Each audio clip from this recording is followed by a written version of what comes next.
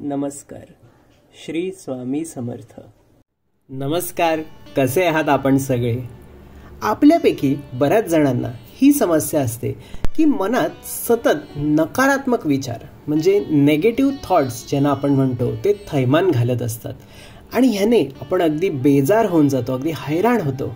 काय करावं आपल्याला कळत नाही. आपल्या अनेक स्वामी भक्तांनी सुद्धा कमेंट्सच्या माध्यमातून मला याच बाबतीत विचारणा केली आहे की ह्या समस्येवर काय उपाय करता येईल. तर आज आपण ह्यावरच बोलणार आहोत. आजचा व्हिडिओ हा सर्वांसाठी आहे. तुम्ही केवळ स्वामी महाराजांचेच भक्त असलं पाहिजे असं काही नाही. सगळ्यांसाठी आजचा हा व्हिडिओ असणार आहे. आता मनात सतत नकारात्मक विचार त्रास देतात. या समस्येचे सुद्धा विविध पैलू आहेत.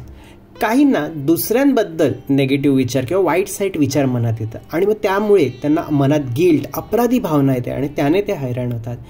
काही वेळेला काहींना स्वतःबद्दलच नेगेटिव्ह विचार येतात. म्हणजे कसं की स्वतःमध्ये काही कमतरता असतील किंवा भूतकाळात काही आपण चुका केलेल्या असतील तर त्याबद्दलचे विचार येतात. स्वतःबद्दल राग निर्माण व्हायला लागतो की का मी त्यावेळेला असं केलं, तसं करायला पाहिजे होतं.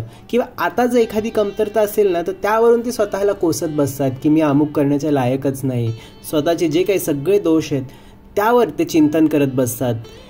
किंवा मग भूतकाळातली एखादी वाईट घटना असेल, काही वाईट घडलं असेल त्याबद्दलचे विचार येतात. आणि मग कसं होतं, या विचारांचा परिणाम असा होतो की ते सुरुवातीला हळूहळू विचार येतात आणि मग आपण त्या घटनेमध्ये, त्या विचारांमध्ये इतके वाहून जातो की एखादी वाईट घटना असेल, तुम्हाला कोणी त्रास दिला असेल काय, तर ती आठवता आपण इतके गुंग होतो की डोळ्यातून कधी पाणी यायला लागतं ते आपल्याला कळत नाही. काही वेळेला रागाचे, चिडचिडी असे विचार असतात. भूतकाळात काही भांडणं झाली असतील किंवा आता सध्या काही प्रॉब्लेम असेल तर त्याबद्दलचे नेगेटिव्ह विचार येतात. आपल्याला राग व्हायला लागतो, चिडचिड व्हायला लागते आणि मग ही चिडचिड आपण दिवसभर सोबत घेऊन वावरत असतो. त्यामुळे या चिडचिडीमुळे अजून वाईट गोष्टी आपल्यासोबत घडतात, इतरांसोबत वादविवाद होतात आणि असेच वाईट अनुभव आपल्याला यायला लागतात. तर ही समस्या जी नकारात्मक विचारांची आहे ती एखाद्या चक्रासारखी असते. म्हणजे कसं बघा, तुमच्या मनात वाईट साईड विचार येणार, त्यातून निर्माण होणाऱ्या ज्या भावना असतात, राग म्हणा किंवा स्वतःबद्दलचा अपराधीपणा, त्याने तुमचा कॉन्फिडन्स जाणार वगैरे, आणि मग ह्या भावना, हे विचार घेऊन तुम्ही वावरत राहणार. त्यामुळे अजून वाईट अनुभव तुम्हाला येत राहणार. त्या अनुभवांमुळे पुन्हा वाईट विचार, पुन्हा वाईट अनुभव, असं हे चक्र चालूच राहतं आणि याने आपण त्रस्त होऊन जातो, यात गुरफटून जातो आणि यातून कसं बाहेर पडावं, काय करावं हेच आपल्याला कळत नाही. आणि आज याच समस्येवर आपण आता पुढे काय उपाय करायचे आहेत ते पाहणार आहोत. तर नंबर 1, दुसऱ्यांबद्दल वाईट विचार मनात येणे. आता बघा, बरेचदा असं होतं की आपल्याला दुसऱ्यांबद्दलचे वाईट साईट विचार मनात येतात.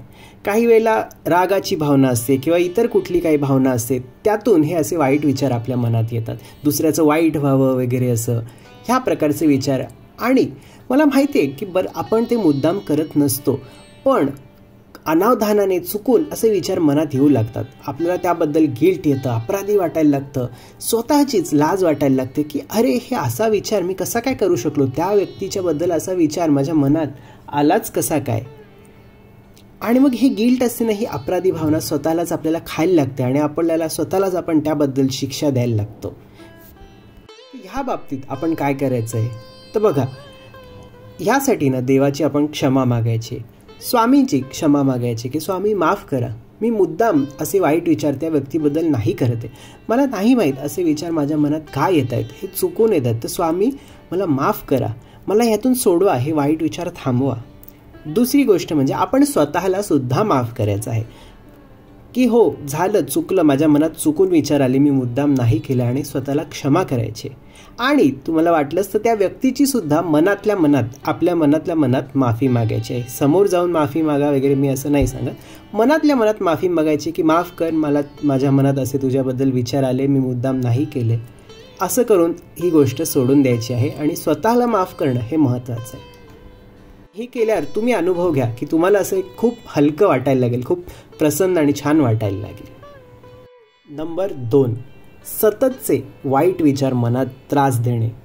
बघा, आपण जसं मगाशी बोललो तसं चिडचिड म्हणा किंवा एखादी भूतकाळातील आठवणी, जुन्या वाईट साईट गोष्टी ह्याबद्दलचे किंवा कुठल्याही प्रकारचे नकारात्मक विचार जर तुम्हाला हैराण करत असेल, तुम्ही त्याने त्रस्त झाला असाल, तर अशावेळी काय करायचं आहे तर नीट स्थिर बसायचं आहे आणि एक मोठा श्वास आत घ्यायचा आहे आणि श्वास बाहेर सोडताना असा विचार करायचा आहे की माझ्या मनातली जी काही सर्व नकारात्मकता आहे ना, जी काही नकारात्मक गोष्टी आहेत, चिडचिड म्हणा, अपराधीपण म्हणा, राग, जे काही सगळं आहे ते मी ह्या श्वासामार्गे बाहेर सोडून देत आहे, अशी कल्पना करून श्वास बाहेर सोडायचा आहे.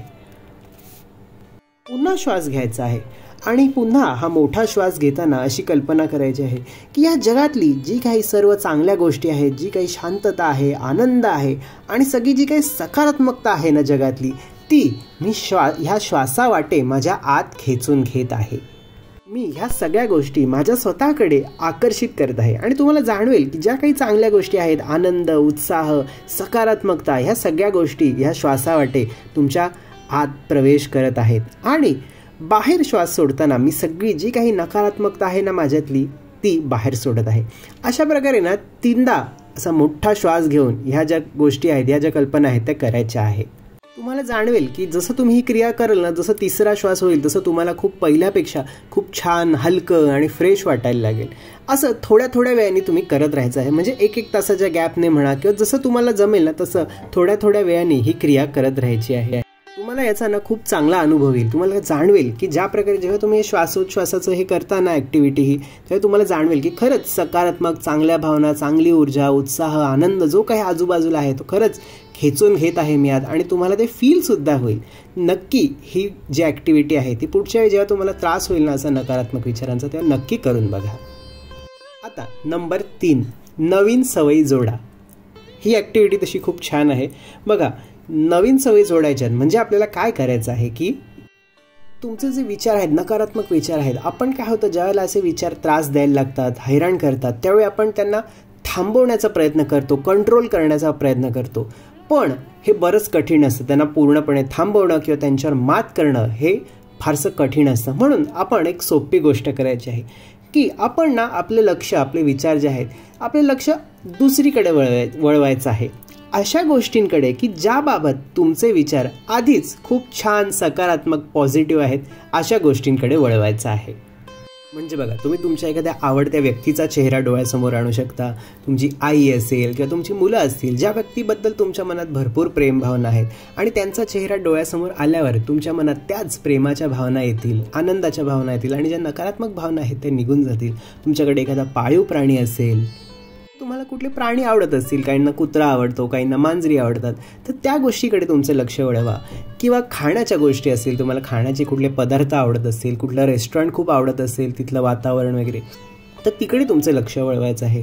किंवा कुठल्या जागा, ठिकाणं तुम्हाला आवडत असतील, हिल स्टेशन आवडत असेल, बर्फाळ प्रदेश आवडत असेल, कुठे फिरायला जायला आवडत असेल, तर त्या ठिकाणी तुमचं लक्ष जे आहे ते वळवायचं आहे. त्या गोष्टींचे विचार सुरू करायचे आहेत. किंवा मग आपल्या स्वामी महाराजांचं चिंतन करायचं आहे. स्वामी महाराजांचं चिंतन, स्वामी महाराज डोळ्यासमोर आले की आपोआपच आपल्या मनात त्यांच्याविषयीची जी आपली प्रेम भावना आहे, जो काही विश्वास आहे, आनंद आहे, तो समोर येतो आणि त्यांचा आपल्याला खूप आधारही वाटतो. कारण या समस्येच्या काळात आपल्याला माहिती असतं की स्वामी महाराजच असे आहेत की जे मला यातून सोडवू शकतात आणि तो जो धीर मिळतो ना, तो आपल्याला खूप बळ देतो या समस्येवर मात करण्यासाठी. आणि मग ज्यावेळी तुम्ही ह्या गोष्टी कराल ना, तुम्हाला जाणवेल की तुम्हाला आता खूप शांत वाटतंय, मन प्रसन्न वाटतंय. एकदा करून होईलच असं नाही आहे. तुम्हाला वारंवार ह्या गोष्टी करत राहायच्या आहेत, सतत करत राहायच्या आहेत. मग तुम्हाला त्याचा परिणाम नक्की जाणवेल. नंबर 4, यामध्ये ना तुम्हाला ध्यान करायचं आहे. जर तुम्हाला आवड असेल, जमत असेल ना, तर जी कुठली सोपी पद्धत तुम्हाला वाटते ना, त्याने थोडं थोडं ध्यान अवश्य करत जा. याने खूप फरक या समस्येवर पडतो. सुरुवातीला थोडा वेळ करा, मग वेळ वाढवत जा. असं करून ध्यान तुम्ही करू शकता. त्यानंतर आपल्या स्वामी महाराजांचं नामस्मरण. नामस्मरणाचा इथे 2 फायदे होतात. म्हणजे बघा, नामस्मरणाचे जे काही बेनिफिट्स आहेत ना, ते तर तुम्हाला मिळतातच. प्लस ह्या समस्येवर सुद्धा नामस्मरणाचा बऱ्याच लोकांना खूप चांगले परिणाम जाणवलेले आहेत. त्यांची ही जी नकारात्मक विचार करण्याची जी समस्या आहे ती खूप कमी झालेली आहे नामस्मरणाने. तसा वेळ मिळेल, जेव्हा वेळ मिळेल नामस्मरण करत जा. नामस्मरणाला तसे काही नियम नसतात. कधीही, कुठे आणि कसंही तुम्ही नामस्मरण हे करू शकता. तर आज जे काही आपण उपाय पाहिलेले आहेत ते तुम्हाला कसे वाटले, आजचा व्हिडिओ कसा वाटला ते मला नक्की कमेंट्समध्ये लिहून कळवा. मी सगळ्या कमेंट्स वाचतो. आणि व्हिडिओ आवडला असेल तर शेअर नक्की करा आणि आपल्या स्वामींचा महिमा या चॅनलला सबस्क्राईब अवश्य करा. चला तर मग, स्वामी तुम्हाला नेहमी सुखात, आनंदात आणि सुरक्षित ठेवो, हीच त्यांच्या चरणी प्रार्थना. धन्यवाद. श्री स्वामी समर्थ.